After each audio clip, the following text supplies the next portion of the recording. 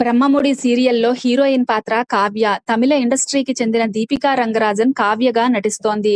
తెలుగులో బ్రహ్మముడి ద్వారా ఈమె ప్రేక్షకులకు పరిచయమైంది. సీరియల్లో అమాయకంగా కనిపించినా బయట ఆమె చేసే అల్లరి ఇంతా అంతా కాదు. అయితే కావ్య ఇప్పుడు సీరియల్ నుంచి తప్పుకుంటోందని వార్తలు వినిపిస్తున్నాయి. స్టార్ మాలో ఒకప్పుడు మంచి రేటింగ్ తో దూసుకుపోయిన సీరియల్స్ లో బ్రహ్మముడి కూడా ఒకటి.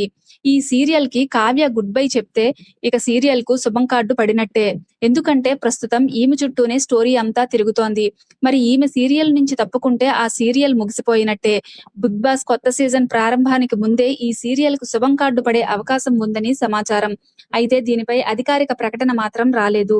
కావ్య లేకుండా బ్రహ్మముడిని ఊహించలేమని చాలా మంది అభిమానులు భావిస్తున్నారు. ఇటీవల కథలో కూడా భారీ ట్విస్టులు వచ్చాయి. కావ్యకు ఒక పాప పుట్టడం, ఆ బిడ్డ చుట్టూ తిరిగిన ఎమోషనల్ డ్రామా, రాజ్ జైలుకు వెళ్లడం వంటి సన్నివేశాలు ప్రేక్షకులను బాగా ఆకట్టుకున్నాయి. కథ క్లైమాక్స్ కు చేరినట్లుగా కనిపిస్తోందని అభిమానులు కూడా భావిస్తున్నారు. మరోవైపు కొత్త సీరియల్ కు సమయం కల్పించేందుకు కూడా ఛానళ్లు పాత సీరియల్ ను ముగించే అవకాశం ఉంటుంది. కావ్యగా నటిస్తున్న దీపికా రంగరాజు ఒకవైపు సీరియల్లో నటిస్తూనే మరోవైపు బుల్లితెరపై ప్రసారమవుతున్న పలు స్పెషల్ షోలలో సందడి చేస్తోంది. ఆహా ఓటీటీలో ప్రసారమవుతున్న కుకు విత్ జాతి రత్నాలలో కూడా ఆమె ఉంది. అందులో ఈమె చేసే హంగామా చాలా ఎక్కువ. దీంతో పాటు సోషల్ మీడియాలో కూడా హైపర్ యాక్టివ్ గా ఉంటుంది. ఈమె 1996 సెప్టెంబర్ 28న తమిళనాడులోని పన్రుతి పట్టణంలో పుట్టింది. అక్కడే ఇంజనీరింగ్ పూర్తి చేసింది. ముందుగా తమిళ టీవీలలో యాంకర్ గా కెరీర్ మొదలుపెట్టింది. ఇప్పుడు పూర్తిగా తెలుగు సీరియల్స్, షోలపైనే దృష్టి పెట్టింది.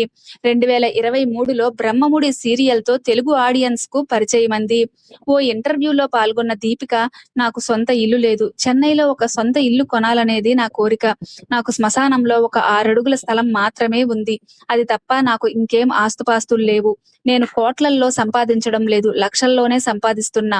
నాకు క్రేజు, పాపులారిటీ బ్రహ్మముడి సీరియల్ వల్లే వచ్చింది. ఆ సీరియల్ కంటే ముందు నేను ఎవ్వరికీ తెలియదు. చెన్నైలో ఒక అపార్ట్మెంట్ కొనాలంటే కోట్ల రూపాయలు ఉండాలి అని చెప్పుకొచ్చింది.